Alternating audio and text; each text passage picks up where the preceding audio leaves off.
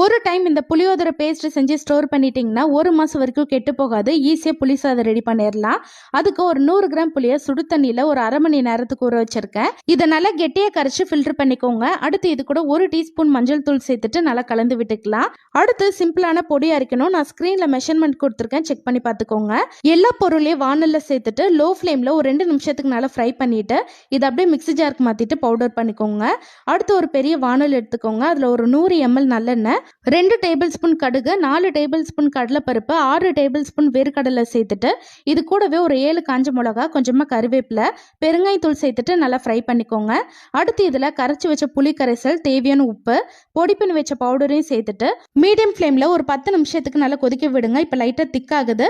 இந்த ஸ்டேஜில் 1 table spoon நாட்டு சர்க்கரை சேர்த்துட்டு இந்த அளவுக்கு எண்ணெய் பிரிஞ்சு வந்தோடனே அடுப்பு ஆஃப் பண்ணிடுங்க. தேவையான அளவு புளி கரைசலோட சாப்பாடு கலந்துட்டிங்கன்னா சூப்பராக புளி சாதமும் ரெடி ஆகிடும்.